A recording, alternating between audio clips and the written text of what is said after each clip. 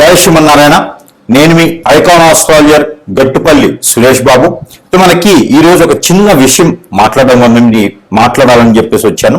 అయితే ముఖ్యంగా ప్రతి ఒక్కరు కూడా గమనించవలసినటువంటి ఒక విషయం, గ్రహాల యొక్క స్థితిగతులు అవి మారుతూనే ఉంటాయి. ఎక్కడా కూడా గ్రహాలు అనేది ఆగిపోయి కానీ స్తంభించి కానీ ఉండవు. కాబట్టి గ్రహాలు స్థానాలు చలన చేస్తూ ఉంటాయి. వాటి పరిధిలో అవి వాటి కాలక్రమేణాగా ఏ టైంలో ఏ సమయంలో ఏ గ్రహం ఏ స్థానంలోకి వెళ్ళాలో ఆటోమేటిక్గా వెళ్తూ ఉంటుంది. దాన్ని మార్చేటువంటి యుక్తి కానీ దాన్ని మార్చేటువంటి శక్తి కానీ అయితే ఆస్ట్రాలజర్స్ దగ్గర గానో గురువు దగ్గర గానో పీఠాధిపతి దగ్గర గానో ఎవరి దగ్గర కూడా లేదు. ఆ గ్రహాల యొక్క మార్పు వలన మన మానవాళిలో కొంతమేర మార్పులు అయితే సహజంగా వస్తూ ఉంటాయి. ప్రకృతిలో మార్పులు అనేది గ్రహాల యొక్క స్థితిగతుల వలన వస్తూ ఉంటాయి. అందువలన మనకి ఏదో గండాలు వస్తున్నాయి, ఏదో జరిగిపోతుంది, ఏదో కోట్ల రూపాయలు నష్టపోతాము, గండాలు వచ్చేసి మనం అందరూ యాక్సిడెంట్లు పోతాము, అగ్ని ప్రమాదాలు అవుతాయి, ఫ్లైట్ యాక్సిడెంట్ అయింది. ఇవన్నీ కూడా ఇప్పుడు మనం ఒకటి గమనించుకోవాల్సిన విషయం. ముఖ్యంగా ఒకటి చెప్తాను. ఒక బస్సు ఉంటుంది, ఒక 50 నుంచి 60 మంది బస్సులో ఎక్కుతారు. ఈ బస్సులో ఎక్కిన వారికి మంచి శని భగవానికి అశుభ దృష్టి ఉంటుంది, దారిద్ర్యం ఉంటుంది. ఇతనికి రాహువుకు సంబంధించినటువంటి అశుభ దృష్టి ఉంటుంది. ఇతనికి గండం ఉంటుంది.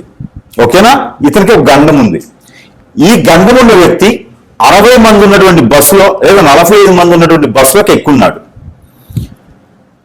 ఎక్కున్నప్పుడు ఇతని డ్రైవర్ ఎవరైతే ఉన్నారో ఇతను బస్సు ఎక్కినటువంటి డ్రైవర్ కి శని భగవాన్ యొక్క అశుభ దృష్టి కాదు, శుభ దృష్టి బాగా ఉంది.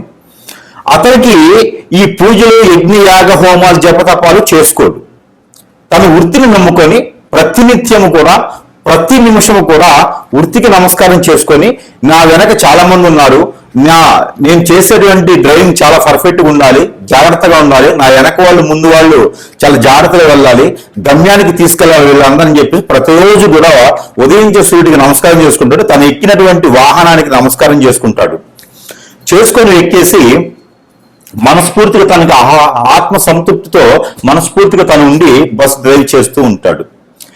ఆ బస్సులో దారిద్ర్యం ఉన్నప్పటికీ కూడా ఎక్కడైతే గమ్యం ఉందో ఆ గమ్యానికి చేరువలోకి వెళ్తాడు.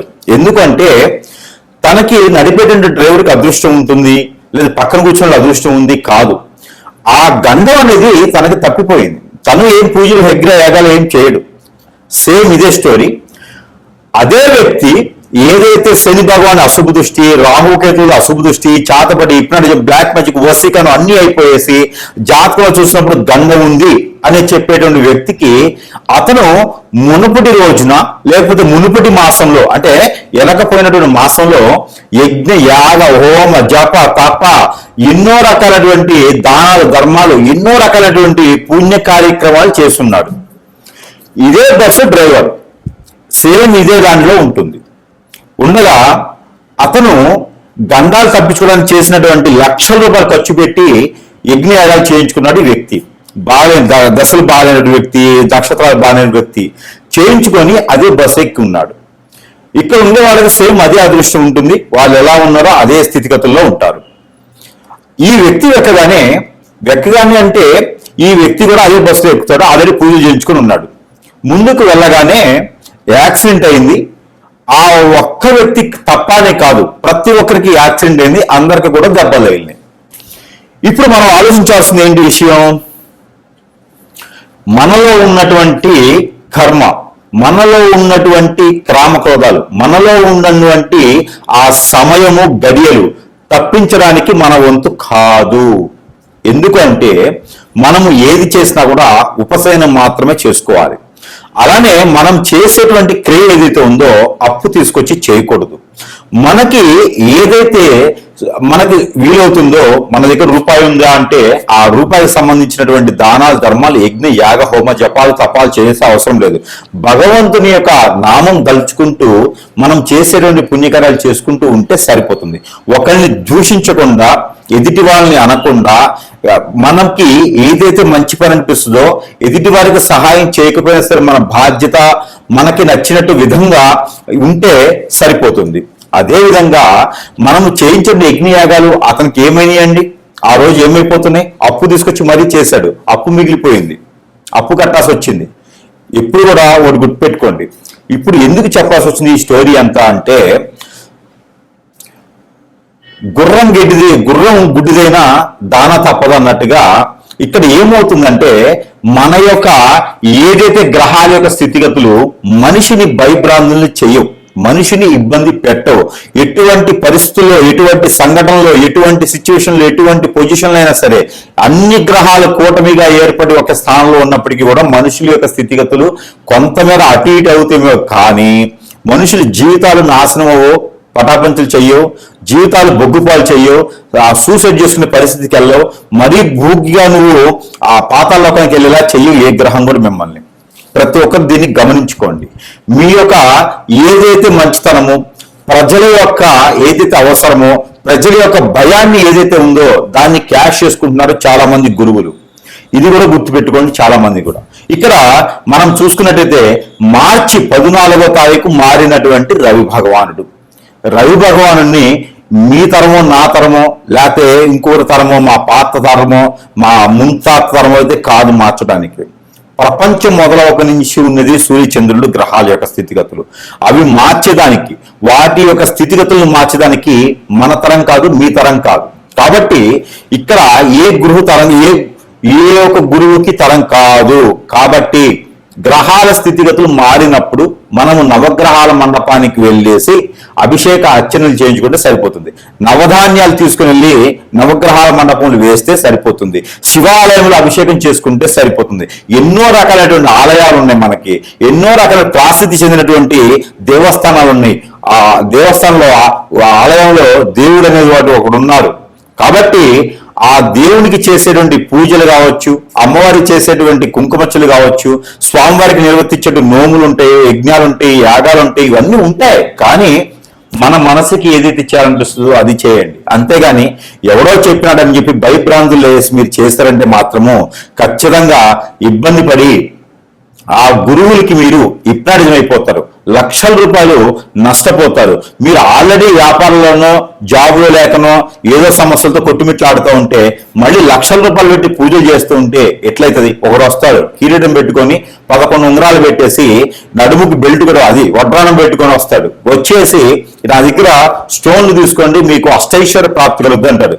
నేను 10 లక్షలు ఇస్తా, నెల రోజులు కాదు సంవత్సరం వెయిట్ చేస్తా, నన్ను చేయమని చెప్పండి. ఇలాంటివన్నీ బోగర్స్ మాటలు విని ఇబ్బంది పడకండి. మీరిచ్చే డబ్బులతో వాళ్ళు బాగుపడతారు తప్పితే మీరు బాగుపడేదానికి కానీ, మీరు ముందుకెళ్ళేదానికి కానీ లేదు. స్వచ్ఛందంగా, ఇష్టంగా, అందరూ దేవుని మీద ప్రేమతో చేసేటువంటి గురువు లేరు. ఖచ్చితంగా మీరు అందరూ గుర్తుపెట్టుకోవాల్సిన విషయం ఏంటంటే, మిమ్మల్ని అందరినీ గురువులనే పేరుతో మోసం చేస్తున్నారు, వేషధారణతో మోసం చేస్తున్నారు. ఇకపోతే మీరే గమనించుకోవాలి, ఇది మంచి గురువు ఎవరా, చెడ్డ గురువు ఎవరా, ఇన్ని లక్షల రూపాయలు ఈ పూజకి హోమానికి అవుతున్నాయా, దీని తర్వాత తాత్పర్యంలో మనకి పని అవుతుందా లేదా, ఇవన్నీ కూడా గ్రహించుకోండి, గమనించుకోండి. మీ దగ్గర తీసుకున్నటువంటి డబ్బులతోనే గురువులు వారు చేసేటువంటి పని ఏమిటంటే గనక మిమ్మల్ని ఎట్టినట్టు ఏం చేసి వారు చుట్టూ తిప్పుకుంటున్నారు. ఇవన్నీ గమనించుకోండి. మరొకటి, ఇక మార్చి 14వ తారీఖు మారినటువంటి రవి భగవానుడు. ఈ రవి భగవానుడు కుంభరాశి నుంచి మీనరాశికి వచ్చాడు. ఓకే, ఏమిటంటే అయితే మీనరాశి నుంచి ఏప్రిల్ 14వ తారీఖు మేషరాశిలోకి వస్తాడు. ఏంటి అయితే దీని వలన యజ్ఞాలు చేయాలి, హోమాలు చేయాలి, మీకు గండాలు ఉన్నాయి, ప్రాణభయం ఉంది. ఎవరు చెప్పాడు? ఏది పంపించమని చెప్పండి, ఎంతమందిని పంపిస్తారో? ఇవన్నీ కూడా బోగస్. మన జాతకంలో ప్రతి ఒక్కరికి శని బలం అనేది ఖచ్చితంగా ఉంటుంది. ఆ శని బలం పెంచడానికి ఎవరి తరం కాదు, తగ్గించడానికి ఎవరి తరం కాదు. గ్రహాల యొక్క స్థితిగతులు మారుతూ ఉంటాయి. అవి మారినప్పుడు శనీశ్వరుడి దగ్గరికి వెళ్ళేసి తైలాభిషేకం చేసుకోండి, సరిపోతుంది. అంతేగానక ఏదైనా మీరు దానం చేసేయండి, సరిపోతుంది. 10 మందికి అన్నం పెట్టండి, సరిపోతుంది. పేదవాళ్ళకి, పేద విద్యార్థులకి, వికలాంగులకి, అంగవైకల్యులకి, అలానే వృద్ధులకి ఎంతో మందికి ఉన్నారు, వారికి మంచి చేయండి. ఆరోగ్యం బాగాలేక ఎంతో మంది ఆన్లైన్ డబ్బులు లేక ఉండిపోయి ఉన్నారు, మరణించే వాళ్ళు ఉన్నారు, వారికి దానం చేయండి. అన్నదానం చేయండి, వస్త్రదానం చేయండి, అలానే మీరు ప్రాణదానం చేయండి, విద్య దానం చేయండి. అంతేగాని బోగస్ మాటలు చెప్పేటువంటి గురువుల్ని ఎప్పుడు కూడా మీరు నమ్మకండి. గురువుకి కాలికి నమస్కారం చేయకండి, గురువుకి పాదసేవ చేయకండి, గురువుకి పాదాలకు అభిషేకాలు చేయకండి. అది పాపం మనం కూడా చుట్టుకున్నటువంటిది. వాళ్ళు చేసేటువంటి ప్రతి కర్మకి, వారు చేసేటువంటి ప్రతి కర్మైనటువంటి విషయాలకి మనం పాపాలు కట్టుకోవాల్సి వస్తుంది. కాబట్టి మీరు అందరూ కూడా గురువుని ఇష్టపడండి, గురువు దగ్గరికి వెళ్ళండి. అంతేగానక మీకు ఇష్టం ఉంటే వెళ్ళండి, కానీ గురువులకి ఏ మాత్రం సేవ చేసినా కూడా ఆ పాపాలు, ఆ కర్మలు మనం చుట్టుకోవాల్సి వస్తుంది. దయచేసి అలాంటి చేయకండి. ఇకపోతే మార్చి 14వ తారీఖు మారినటువంటి రవి భగవానుడు, దాని వలన ఏదో శని భగవానుడు అష్టదిగ్బంధన అయిపోయినాడు, కదలకుండా అయిపోయినాడు అంటే ముందు నువ్వు బతకరు అయ్యా. అష్టదిగ్బంధనలు అయ్యి, కదలకుండా అయ్యి, ఆ తాళచలనం లేకుండా పోతే ముందు నువ్వు బతకాలి కదా. అసలు నీ బాడీలో శని ఉందో చూసుకో, అసలు నీ ఆయుష్ ఎక్కడ వరకు ఉందో చూసుకోలేదయ్యా. ముందు ఏ గురువుకి అని చెప్తున్నానో వార్నింగ్ ఇస్తున్నాను. ఇది జాగ్రత్తగా లేకపోతే మాత్రం ఖచ్చితంగా మిమ్మల్ని అందరూ మాత్రం ఏకి పాడేయడానికి కాదు, రోడ్డు మీద పెట్టి ఉడియడానికి కూడా సిద్ధంగా ఉంటాను నేను. ప్రతి ఒక్క గురువు గారు వార్నింగ్ పెట్టుకోవాలి. ఇది తర్వాత ఇంకో విషయం ఏంటంటే కనుక శని భగవానుడు ఏమవుతుందయ్యా, ఏదో చెప్తున్నారు, శని భగవానికి ఏమవుతుంది, ప్రాబ్లం ఏంది, ఈ సమస్య ఏమవుతుంది, మీకేమవుతుంది? శని భగవాన్ని మోసుకొచ్చి తీసుకొచ్చేవన్నా మళ్ళీ ఇంకో రాశి తీసుకొస్తారా? లేనప్పుడు ఎందుకయ్యా మీకు ఇవన్నీను? మీరు సంపాదించడానికి వేసేటువంటి వేషాలు ఇవన్నీను, నడుముకు అడ్డాలు పెట్టుకొని, ఎంట్రుకల తాళ్ళు పెట్టుకొని, త్రిశూలం పెట్టుకొని శివుళ్ళు అవ్వరు. ఓకేనా? తలపాగా పెట్టుకోగానే లేదా తలకి ముడేసుకోగానే మీరు సాధువులు అవ్వరు. కాబట్టి మీరు చేసే అన్ని తెలుసు. ప్రతి ఒక్కరు మాత్రం చెంటాడేస్తాను సమస్యలు అందులోను. ప్రజలకి మోసం జరిగితే మాత్రం ఒప్పుకునే ప్రసక్తి లేదు అందులోను. మరొక విషయం ప్రజలు గుర్తుపెట్టుకోండి, ఇలాంటి బోగస మాటలు విని హోమాలు, యజ్ఞాలు, యాగాలని చెప్పి వెళ్ళి డబ్బులు పాడు చేస్తున్నట్టు మాత్రము మిమ్మల్ని కాపాడే నాదుడు ఎవ్వడూ లేడు. శివుడి దగ్గరికి కాదు, మళ్ళీ ఆ శివుడి దగ్గరికే వెళ్ళాలి మీరు ప్రార్థన చేసుకుంటూ. మనకి శక్తి పీఠాలు, అలానే మనకి అష్టదిశ శక్తిపీఠాలు, అలానే మనకి ఎన్నో రకాలైనటువంటి దేవాలయాలు ఉన్నాయి. వాటన్నిటి దగ్గరికి వెళ్ళి పూజలు చేసుకోండి. ఆల్రెడీ నిర్మించిన దేవాలయాలని, మన పెద్దలు నిర్మించిన దేవాలయాలని, వాటన్నిటి దగ్గర పూజలు చేసుకోండి, సరిపోద్ది. కానీ ఎవడో వస్తాడు, దానికి దశమహావిద్యులు అని చెప్పేసి మందు మాంసం పెడతా అంటాడు, దరిద్రం ఉన్నప్పుడు వాడు మనుషులు అది ఇంకేమన్నా. వీళ్ళని గురువులుగా చెప్పుకోవాలి మనము. వీళ్ళని పూజించడం మళ్ళీ నేను మాట్లాడాల్సి వస్తాను ప్రజలకు. మళ్ళీను అందరూ కూడా చాలా జాగ్రత్తగా ఉండండి. ఇకపోతే 14వ తారీఖు మార్చి మాసంలో మారినటువంటి రవి భగవానుడు వల్ల శని భగవానుడికి వచ్చిన నష్టం లేదు, మనకి ప్రాణ భయాలు లేవు. ఆ శని వల్ల మనకేదో అయిపోతుంది అని కాదు. ఇలాంటి దరిద్రం ఉండకూడదు చెప్పుకునే గురువులు చేసేటువంటి పనికి, లేదంటే మన మీద వ్యసనంతో, రందితో, కుళ్ళుతో, కుతంత్రంతో మనం ఎదుగుతున్నామని ఇష్టం లేకుండా చేసేటువంటి హిప్నాటిజం, బ్లాక్ మ్యాజిక్, వశీకరణ, బాణముఖి, భానుమతి, యక్షిణి విద్యలు ఉంటాయి. ఇవి శని భగవానుడితో, రవి భగవానుడితో, లేకపోతే శుక్రుడితో, బుధుడితో, గురువుతో సంబంధం లేదు. దరిద్రం ఉండా కొడుకులే చేస్తారు, అలాంటి వారు చేపిస్తారు. మన ఎదుగుదల ఇష్టం లేకుండా మనం హఠాత్తుకుపోవాలి, మనం నాశనం అవ్వాలి, మనం అష్టదిబ్బత పాలవ్వాలి, మనం ఏ పని చేసినా ముందుకు వెళ్ళకూడదని చెప్పి చేపించేటువంటి వారు, చేసేటువంటి వారు, వారి వల్లనే మనం నష్టపోతున్నాము. వాటికి విరుగుగా మనం మంచి గురువు దగ్గరికి వెళ్తే వారికి సరైనటువంటి రీతిలో మనకి జరిగినటువంటి నష్టానికి ఆ సరైనటువంటి పద్ధతిలో చేసేటువంటి విధానం ఉంటుంది. ఇది అందరూ గమనించుకోవాలి సుమి. అంతే గనక ₹1,00,000 పెట్టి యజ్ఞయాగాలు, ₹1,00,000 పెట్టి కామాఖ్య దగ్గర పూజలు చేయించకూడదు. ఏదైనా ప్రేమ పూర్తిగా వెళ్ళి చేయించుకోండి. అంతే గనక ఏదో గురువు చెప్పాడని హోమాలు చేయించడం కానీ, యజ్ఞాలు చేయించడం చేయకండి. దానివల్ల మీకు సరిగా చేసే నాదుడు లేడు. దానివల్ల చెప్తా ఉన్నాను, హోమాలకి నేను వ్యతిరేకం కాదు, కానీ సరిగా చేసే నాదుడు లేడు. కాబట్టి ఎవరు సరైన గురువు, ఎవరిని ఎంచుకోవాలి అని చెప్పేసి ఖచ్చితంగా మీరు దాన్ని చూసుకోండి. ప్రతి గురువు విప్లవం చేస్తున్నారు ఈ రోజుల్లో, గమనించుకుంటూ ఉండండి. ఇంకా చాలా ఉన్నాయి వెనక, అవన్నీ కూడా ఒకటోటిగా వస్తాయి బయటికి. ఎవడెవడు ఎక్కడ చేస్తాడో తెలుస్తుంది, అన్ని కూడా బయటకు వస్తాయి. కాబట్టి ప్రజలు అప్రమత్తంగా ఉండండి, జాగ్రత్తగా ఉండండి. ఈ తాలిబాన్స్ కన్నా కూడా చాపకన నీళ్ళ తయారయ్యారు గురువులు, డ్రగ్స్ కన్నా కూడా ఘోరంగా తయారయ్యారు వారు హిప్నటిజం. కాబట్టి ప్రజలు అప్రమత్తంగా ఉండండి. ఇక్కడ కుంభరాశిలో ఉండేటప్పటి గ్రహాలు కావచ్చు, రాహుతో ఉన్నటువంటి బుధుడు కావచ్చు, చంద్రుడు కావచ్చు, ఎవరున్నవారు మీకు ఒరిగే నష్టం లేదు, పోయే నష్టం లేదు. గ్రహాల వల్ల మీకు ఎప్పుడు కూడా ఏ ప్రాణ నష్టం కానీ, ఆస్తి నష్టం కానీ, అనుకో నష్టం కానీ, భార్య భర్త మధ్య దూరం కానీ, పిల్లల భర్త మధ్య దూరం కానీ, జాబ్ రాకపోవడం కానీ, ఇంకో సమస్య కానీ గ్రహాల యొక్క స్థితిగతుల వల్ల మీకు రావు. కాబట్టి మీరు అప్రమత్తంగా ఉండండి, గురువుల దగ్గర జాగ్రత్తగా ఉండండి. మీరు చేసేటువంటి ప్రతి క్రియ కూడా డబ్బులు పెట్టేసి లక్షల రూపాయలు వదిలించుకుని చేయకండి. ఆలయాలకు వెళ్ళండి, దేవస్థానానికి వెళ్ళండి, ప్రతినిత్యం దేవునికి కాపాడుకునేలా పూజించుకోండి, మీరు నమస్కారం చేసుకోండి, అర్చన అభిషేకాలు లాంటివి చేసుకోండి. ఇంకా కూడా కావాలంటే కూడా జపం చేసుకోండి. మీకు మీరుగా దేవస్థానంలోకి వెళ్ళి అమ్మవారికి, స్వామివారికి సమర్పించుకోండి ఏదైనా సరే. అలానే నవగ్రహాల చుట్టూ తిరగతండి. మీకు ఏ గ్రహ దోషం ఉన్నా పోతుంది, పటాపంచలైపోతుంది. అంతేగాని ఎక్కడో యజ్ఞాలు చేయించుకుంటే లక్షల రూపాయలు పెట్టి పోదు, కాదు, చేయదు.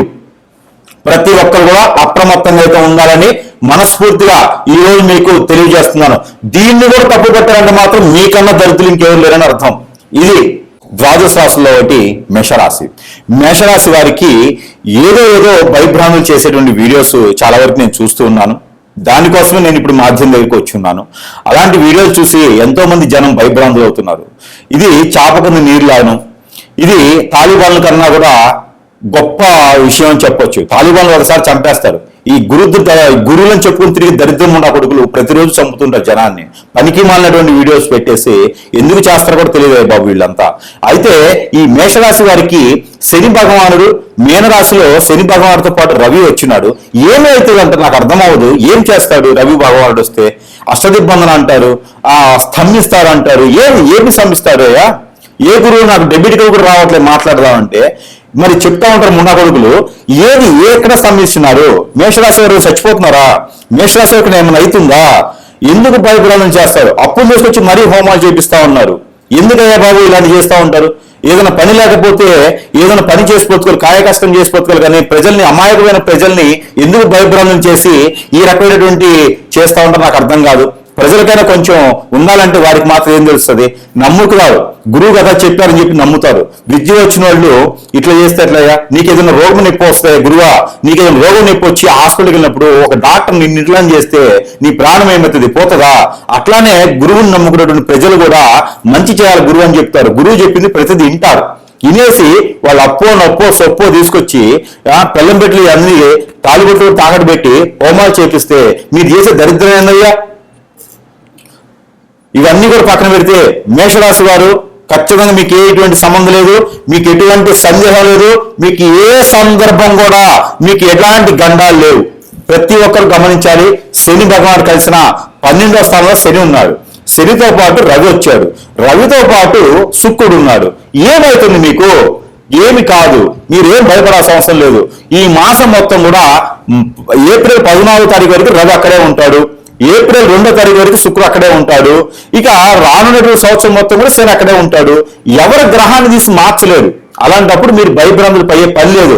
మేషరాశి వారికి ఒకటే చెప్తా ఉన్నా, ఏ శని భగవానుడు 12 రాశిలో ఉన్నా, ఏ ఒక్క రవి భగవానుడు 12వ స్థానంలో ఉన్నా మీకు ఒరిగేది కానీ, నష్టపోయేది కానీ, ఇబ్బంది పడేది కానీ ఏది లేదు, ఏ గండ లేదు. ప్రశాంతమైన జీవితం బతకండి, ప్రశాంతంగా ఉండండి. ఇకపోతే ఏప్రిల్ 14వ తారీఖు వరకు కూడా మీరు అందరూ కూడా ఏం చేయాల్సిన అవసరం లేదు. నవగ్రహాల చుట్టూ తిరగండి. ఓపుకుంటే ఓపిక లేదా?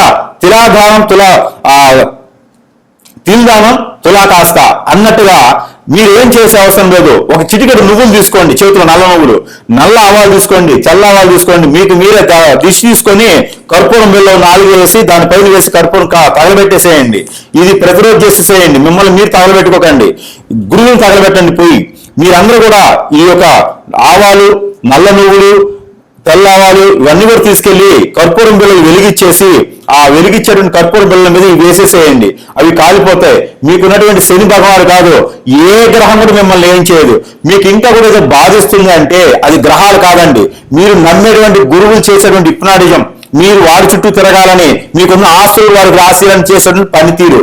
రెండవది, ఇక మీకు మీ యొక్క మంచితనం, మీ యొక్క చేసే నమ్మకం, మీరు నిలబడే తత్వం, ఇవన్నీ కూడా గ్రహించేసి మీ చుట్టూతో ఉండేటువంటి దరిద్రులు ఎవరంటే మీ ఫ్రెండ్స్ అని, కొలీగ్స్ అని, చుట్టాలని, బంధువులని ఉంటారు కదా, వారేం చేస్తారంటే కనుక మీకు అష్టదిబ్బనం చేస్తారు. మీరు ఎదిగితే వారికి నచ్చదు, మీ బంధువులను నచ్చదు. కాబట్టి మీ మంచితనం తట్టుకోలేక, మీ యొక్క చైతన్యం తట్టుకోలేక, మీ యొక్క ఆలోచన విధానం తట్టుకోలేక, మీ తెలివితేటలు తట్టుకోలేక వారు మిమ్మల్ని అష్టదిబ్బనం చేశారు, పెళ్లి కాకుండా చేశారు. ఇది గ్రహాలు చేయవు మిమ్మల్ని ఎప్పుడు కూడా. మీకు చేసేది మానవ గ్రహాలు చేసేటువంటి వాటి వల్లనే మీకు ఇబ్బంది కలుగుతా ఉంది. కాబట్టి అవన్నీ కూడా మీకు పూజలు, యజ్ఞ, యాగ, హోమాలు చేసుకుంటే అవ్వదండి. హోమాలు, యజ్ఞ, యాగాలు, పూజలు చేస్తే మీకు పాజిటివ్ వస్తుంది. మీకున్న నెగిటివ్ పోవాలంటే ముళ్ళుతోనే తీయాలి. ఆ విధమైనటువంటి వాటితో చేస్తేనే ఆ విధంగా పోతుంది. కాబట్టి ప్రతి ఒక్కరు గ్రహించండి, గమనించండి, దాన్ని బట్టే ముందుకు వెళ్ళండి. గురువు దొరికారు కదా, చూస్తా ఉంటే కాషాయ వస్త్రం ధరించిన ప్రతి ఒక్కరు గురువు కాదండి. ఇది గమనించుకుంటూ ముందు అడుగు వేయండి. ఒక్కొక్క గురువుకి ఒక్కొక్క కథ ఉంది, ఒక్కొక్క గురువుకి ఒక్కొక్క చండాలం ఉంది. కాబట్టి గురువులను చెప్పుకుని తిరిగే ప్రతి వాడు గురువు కాదు. అలాంటి వాళ్ళ దగ్గరికి వెళ్ళి మీరు మోసపోకండి. మీరు ఈ నల్ల నువ్వులతో చేసేటువంటిది శని అయినా, రవి అయినా, బుధుడైనా, గురువైనా, శుక్రుడైనా, ఏ గ్రహమైనా మీ ఛాయలో మీకు మంచి చేయడానికి ఉంది. కాబట్టి ఆ విధంగా మీరు ముందుకెళ్ళండి. మరొకటి, ప్రతినిత్యము కూడా మీరు స్నానానికి వెళ్ళేటప్పుడు విడి చేసినటువంటి బట్టలని చూసారా, ఎవరి బట్టలు వాళ్ళు పిండేసుకొని స్నానం చేయండి. ఇక మీకు దరిద్రం కాదు కదా, వాళ్ళ నాన్న కూడా మీ చోటు రాడు. కాబట్టి ఈ యొక్క చిన్న పరిహారం చేసుకొని ఈ ఏప్రిల్ 14వ తారీఖు మారేటువంటి శని భగవానుడు మీ స్వస్థానంలోకి వస్తాడు. కాబట్టి ఆ స్వస్థానంలోకి వచ్చేదాకా 14వ తారీఖు వరకు చేయండి. ఇంకా మీకు పితృదోషాలు ఏమైనా ఉంటే ఏదైనా చెడు దగ్గరకు, వాయు దగ్గరకు వెళ్ళండి. కాలువల దగ్గర చాలా నీళ్లు ఉంటాయి, అక్కడికి వెళ్ళేసి 3 మునకలు వేయండి. అందులో 3 మునకలు వేసి ఏ బట్టలతో మునకలు వేస్తారో అయ్యా పడేసేసేయండి. పడేసి ఒడ్డు మీదకి వచ్చేసి దీపారాధన ఒకటి చేసుకోండి. ఏ స్వామివారికి అయినా సరే. మీకు పితృదోషాలు పోతాయి, ఆర్థికమైనటువంటి ఇబ్బందులు పోతాయి, ఆరోగ్య సమస్యలు పోతాయి. అంతేగాని మీరు ఏదో లక్షల రూపాయలు పెట్టి చేస్తే ఉపయోగాలు లేవు. అలాంటి ఏం చేసి డబ్బులు పోగొట్టుకోకండి. మీ దగ్గర బ్లాక్ మనీ కానీ, ఊరికే వచ్చిన డబ్బులు కానీ ఉంటే మీ స్టేషన్ చేసుకోండి. ఇక జై శ్రీమన్నారాయణ.